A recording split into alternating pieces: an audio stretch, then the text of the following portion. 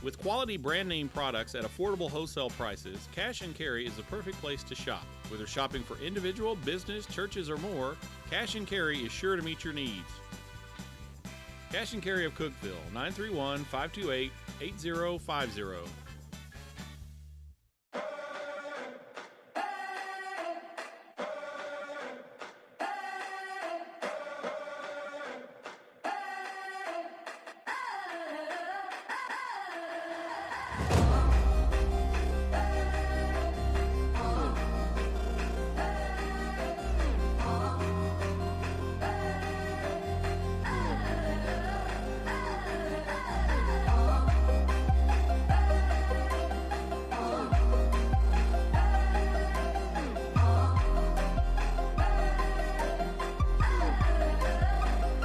I'm living in that 21st century, doing something mean to it, doing something mean to it, doing something mean to it. 21st century, doing something mean to it, do it better than anybody ever seen. Do it.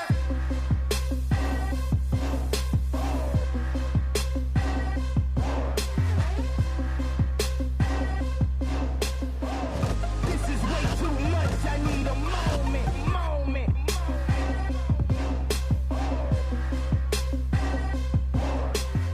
Happy homecoming. Hello, everyone, and welcome to the Watson Brown Show, presented by IWC Cash and Carry, alongside a smiling Tennessee Tech head coach, Watson Brown. Go ahead and smile, Coach. It's okay. A little bit? Yeah. I'm your host, Buddy Pearson. The Golden Eagles celebrated homecoming this past Saturday at Tucker Stadium, and everyone went home happy as Tennessee Tech defeated in-state rival Austin Peay 42-21, 24 rather, on overall field. And, Coach, that win had to feel good for you guys. Yeah, 5 long weeks without one. And we were 2-2 when we started that tough stretch and lost 5 straight and didn't get off to a good start, buddy. We didn't play well on defense in the first half at all. But I was proud of our kids. We kept our poise. We got in at the half. Austin Peay had done that to other people. They played really good in first halves, and then seems like they would dwindle in second half. So we knew that, and we just had to keep our cool, go back out and play a better second half. Yeah, and you had to make a switch at quarterback right away. Jerry Davis came in, still not himself, so he went with Brock McCoy. Did, and it was just my call. 2 series, and it wasn't just that he missed some throws. It was that he wasn't even doing the right things with the ball, buddy. And I just don't think he's back yet, and said, let's go, and throw Brock out there, and he played a great game. Well, the first half looked as though it was going to be a shootout between the Golden Eagles and the Governors as we check out the first half highlights brought to you by Wendy's Breakfast of Cookeville. Homecoming festivities, big crowd on hand, and Coach Austin Peay came out not looking like a team that was winless, but looking like a team that was determined to get their first win. And this is what they'd done to other teams, so we weren't shocked. The biggest problem we had in the first half was containing the quarterback. They seemed to get us in a drop-back situation. He would scramble around and make some plays. This is a nice throw and catch right here. The number one's a good football player. Josh Cunningham just couldn't hardly stay with him there. It's one of our freshman DBs. It's going to be a special player. Here's Brock's first throw. We ran a corner route to Chris Cates, and those two had some big plays in the game Saturday. And here's a nice fake of like we're going to run the ball and stop and throw the quick skin route, as we call it, What right a catch. there. What a catch. One-handed catch. And but again, we had trouble with containing number 8 through the first half. Here's the only big play they had against us as far as a pass, and we just let the guy get behind us. But really settled down in the second half defensively, played better. Ladarius had some nice runs.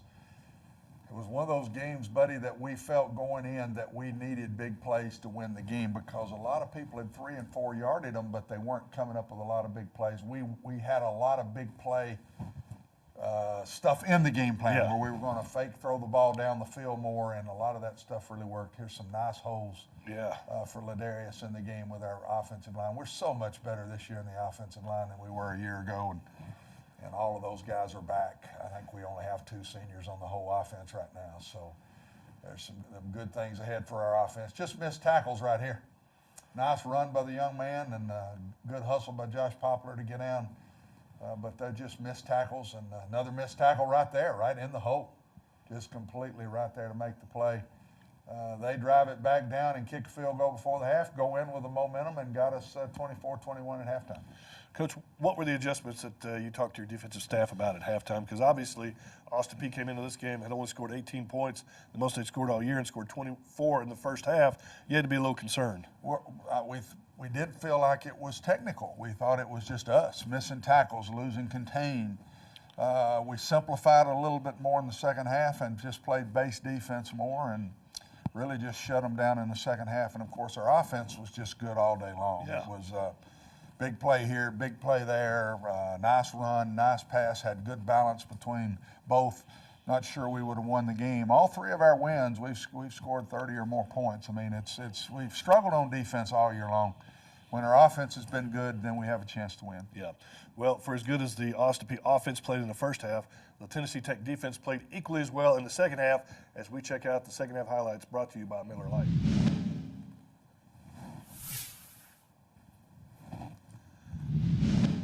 Golden Eagles came out trailing 24-21, and it didn't take long for Brock McCoy to show off his running skills. Well, he ran and threw well in the day. There's no doubt about it, and that really was a poor decision he made. He looked to the wrong side of the field, and again, they just struggled tackling him. And Ladarius, when Ladarius gets in space now, he's been dangerous, and he's one of those seniors we will miss. There is no doubt about that. Van Leer came into the game with 1 touchdown. He finished the day with 4. We'll see another one here in just a moment. But again, McCoy on that option read, opting to run it himself. Yeah, and that nice run there, and ran out of bounds this time instead of getting tackled. And so that was nice. Here's a big play in the game, a big fumble here, and a good job by, I think that's Joe Robertson. Yeah. That got on the ball for us, and that was a big turnover in the game.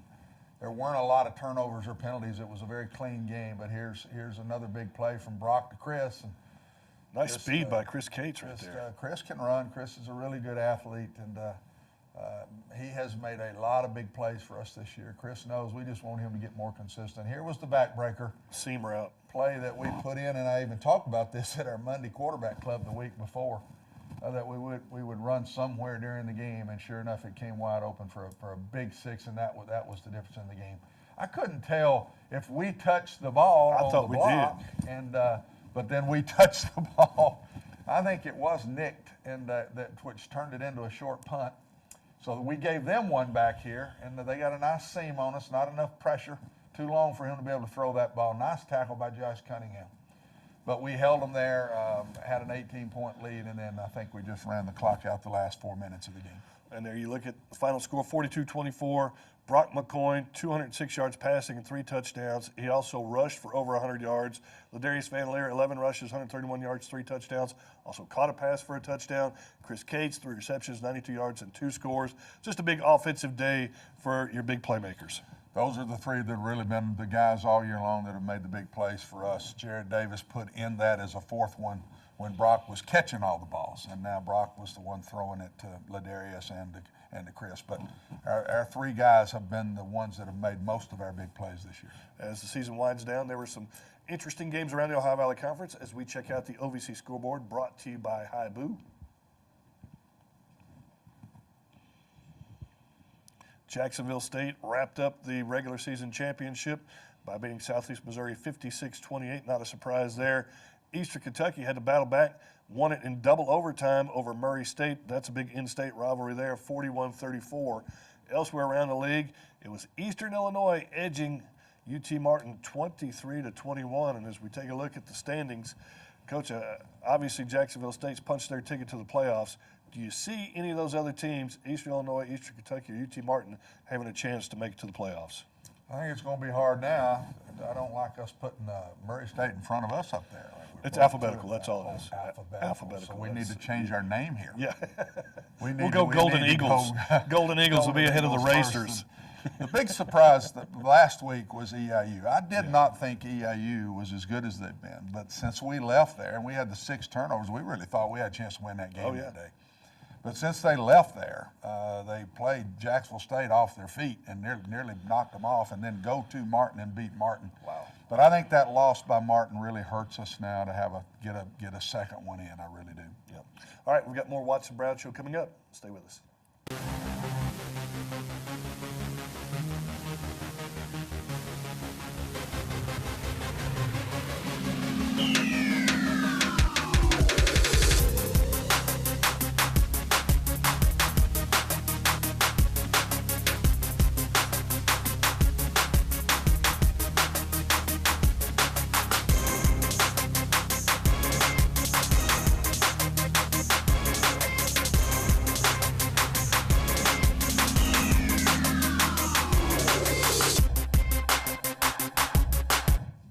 Welcome back to the Watson Brown Show. You know, William Chapman is a blocking machine and has really helped solidify the Golden Eagle offensive line.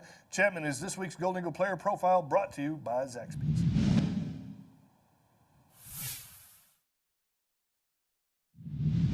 The first time I started playing football was my 9th grade year of high school. So the most influential person in my life would have to be my father.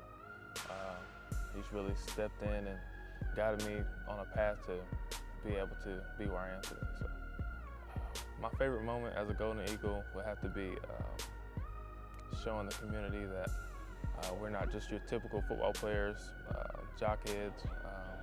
We actually like to be around people, and we want them to come support us. So, for me personally, I just really need to improve on confidence level, and strength-wise and size-wise, I need to increase my numbers. One goal I wanted to accomplish this year is to become OVC, offensive tackle, and just be a leader for everybody else on the team. So, the player I look up to the most on the team will have to be right guard Jabrin Lingay, just because he's never missed a snap, and he's just a for sure guy. You know he's going to come in the clutch for you. So 5 years from now, I'll be somewhere doing something with nutrition and helping people live better lifestyles. So what I want to be remembered for is hard work and always being a guy that's going to encourage you, and just someone that you can talk to, and that I was one heck of a football player. So Tennessee Tech football is all about pride, purple and gold. Coach, he has been one heck of a football player this season. You know, he's gotten so much better. That's the way it's supposed to work. He comes in as a freshman. He's so-so, sophomore a little better. This year as a junior, I think he's had a very good year. There was a play in the game where Brock McCoy ran the ball down the field right before halftime. We ran a quarterback draw, and he about got loose and scored. Big Williams running down the field and catches a defensive back about 50 yards downfield with a nice block. And he's a great young man. We're very proud of him. He has cut his hair. He looks so much better now. So, he will not want me to say that of him, but he looks a lot better now, and I expect him to have a fantastic senior year next year. All right, great. Well, it's time now to watch a Golden Eagle player try something he's never done before. This week, Chandler Nelson tries his hand at making pizza at Papa John's. Take a look.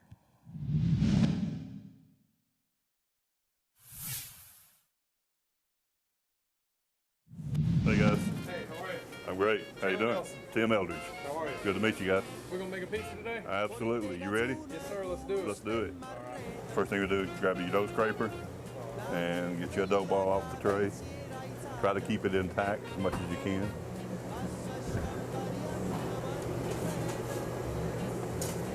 There you go. Take your fingers and get that edge. This is going to be your finished crust. Work it around the edge.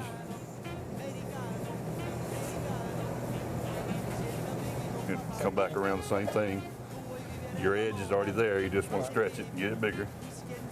You're making a large pizza, so it's going to be 14 inches in diameter. Your dough docker.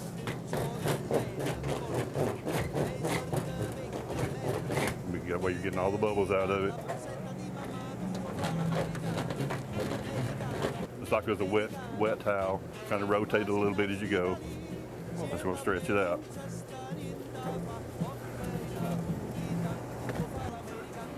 Spin it again.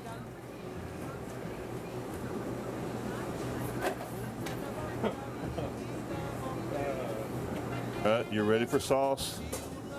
And we get a level spoonful, scrape the top of it against here so you get the consistent amount.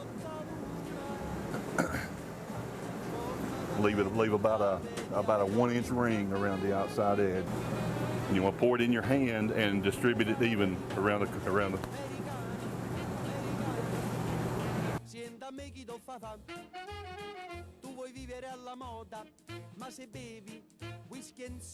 And with that last one, try to cover your red edge so you can keep all the sauce and the ingredients on the inside. Put it right in the center of this top oven here.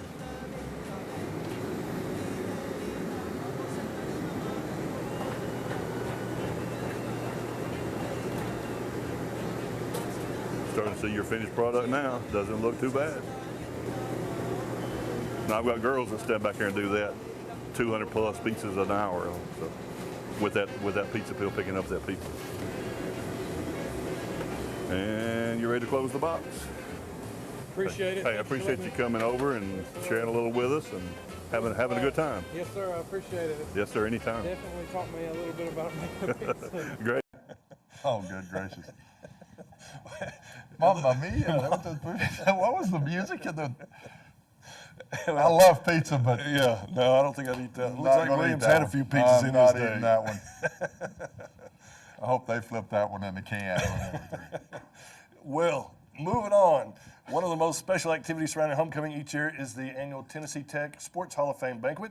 This year, a couple of Golden Eagle football players were inducted, as well as 3 other deserving honorees. And Coach, I know it's always great to go, and I enjoy seeing all the student athletes there, being there, supporting the inductees, and then when you hear the speeches of the inductees, talking to the student athletes about hard work and dedication, I mean, that has to hit home with those guys. Well, it should, because you're not successful without it. I don't care how good you are. I don't care how talented you are. If you don't have those ingredients, you're never gonna get into a Hall of Fame. There's no doubt about it. And all the years of all the Hall of Fames I've gone to, that is the number one thing that always seems to come out of it is what they learned when they were there and how hard it was to reach their goals. Yeah, some really good speeches. DJ Blythe is a former defensive end at Tennessee Tech. I had a chance to watch him play, and boy, his motor ran all the time, and he was always in the backfield putting pressure on a quarterback. Manny Goodman, who was an outstanding rifle, a sport they don't even have at Tech anymore, but it was very funny because he recruited his sister and recruited his wife to also shoot rifle here at Tennessee Tech. Willie Jenkins, had an opportunity to watch him play basketball. He transferred from Massachusetts. What a great player he was. I don't think anybody worked harder off the court than Willie Jenkins did. Chris Moye Haygood, outstanding guard, played for Marino Metters and Bill Worrell. Very good assist person. And then, of course, Frank Omiel, who graduated from Tennessee Tech, spent 8 years in the NFL. And it was fun to hear about Frank and DJ. DJ was a senior, Frank was a freshman, and hear those stories about how those guys knocked heads a little bit that first year. You know, those are some of the memories. The games are always things you remember, but a lot of the things you really remember are different things in the locker room, different things in practice that happen. Because these kids, they live together for 4 and 5 years, and your best friends in the world are your teammates afterwards. You're a lot better friends with a lot of your teammates later than you are even while you're there. So, but 2 class young men going in, all 5 class, but 2 class football players going in, and well-deserving. Yep. All right, we still got to talk about TSU. We've got our Kids Corner coming up. Stay with us. There's more Watson Brown Show coming your way. In the NCAA Division I Football Championship Subdivision, the game is played with perseverance, integrity, passion, character, and sportsmanship as he works to honor the game and respect his teammates, opponents, officials, and fans. Every FCS player grows in his responsibilities as a student athlete and as a member of his campus and community. The NCAA Division I Football Championship Subdivision. Every down, every day. Welcome back to the Watson Brown Show, presented by IWC Cash and Carry. It's time now for our Kids Corner, brought to you by Pepsi. This week, our very own Watson Brown is in the hot seat, and he gets quizzed by a 3rd grader from Jerry Whitson Elementary. Check this out.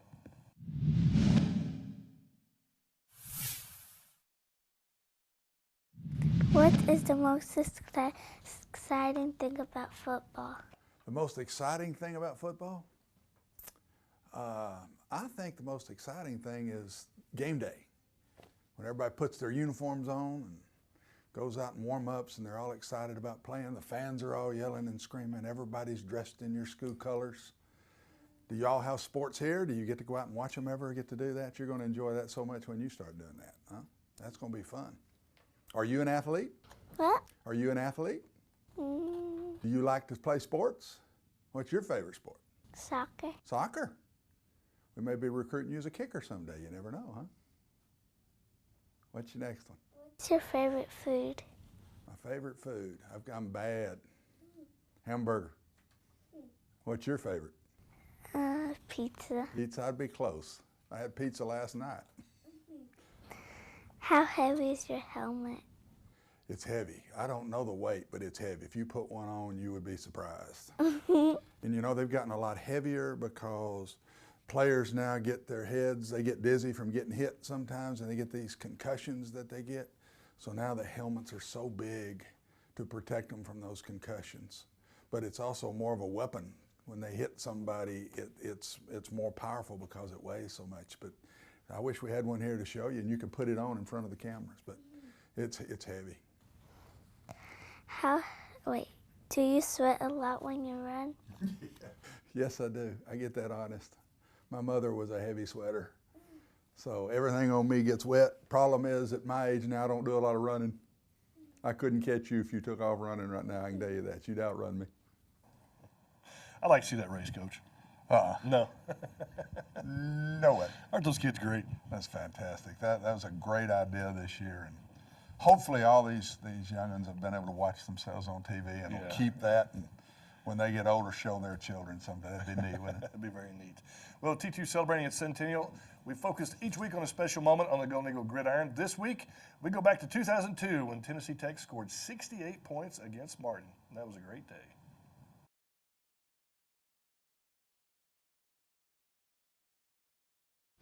Records are made to be broken, and the 2002 Tennessee Tech football team used that age-old adage as inspiration in the season finale under Coach Mike Hennigan, smashing a handful of individual and team marks. The most impressive of those was the school record for most points scored as the Golden Eagles rolled over UT Martin by a 68-7 count on a cool night in Tucker Stadium. 9 Tech seniors took their curtain call as Tech scored a school record 10 touchdowns while piling up 577 yards. Tailback Jason Ballard rushed 25 times for 184 yards and scored 3 touchdowns, finishing the year with exactly 1,000 yards. Receiver Derek Lee tied the season record with his 10th TD catch of the year and broke the all-time record with the 19th of his career. In addition to Ballard and Lee, Golden Eagles who galloped into the end zone were Anton Thomason, Louis Kafour, Trey Bonner, Steven Stills, and fullback Ronnie Sidler. And anytime you beat Martin, it's great, but when you can beat them 68-0, that's even better. I'll take 68 points in about 4 years' time, maybe. That's pretty neat. I hadn't beaten one of these OVC teams since I've been here 68-0 now, I'll tell you that.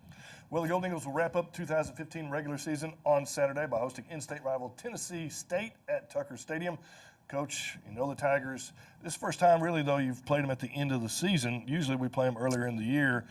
What's is there a different mindset going into this when you play them a little bit later in the year? Not for us. It's always a big game. We love playing TSU. I don't have to do much for this game, and our players get excited about it. I think theirs do too. And I think it'll be a great game Saturday. Both of us are still trying to get one more victory out of the OVC. Neither one of us have had great years in the conference, and but you get to leave with an in-state win. Both of us, either one of us, I think there's still a lot left to play for. It's neat that it is coming where it is when we're kind of out of the race in all other ways. Yeah, and it's senior day, and it's always one of the most emotional days because it's the last time your seniors will ever put on the pads here at Tennessee Tech, and what a great senior class you've had. And there's certainly going to be several guys that you're going to miss. Yeah, miss some of them. There's a lot of these guys that have been factors in a lot of the big wins at Tennessee Tech through the times, and we've had really good senior classes all the way through. Our kids are classy, and they do the right things, and they graduate, and you just put them in a long list. I'm just very proud of these kids. Well, the tailgate park opens at 11:30. Kickoff is at 2:30 p.m. You can listen to the broadcast on KISS 98.5 FM. You can also read about it in the Herald Citizen. Coach, one more game to go. Wish you the best of luck. Thank you, sir. Look forward to it. All right, for Coach Watson Brown and Buddy Pearson, we'll see you next week on the Watson Brown Show. The Watson Brown Show has been brought to you by IWC Cash and Carry, Zaxby's, Wendy's Breakfast of Cookeville, Miller Lite, Hibu, and Pepsi.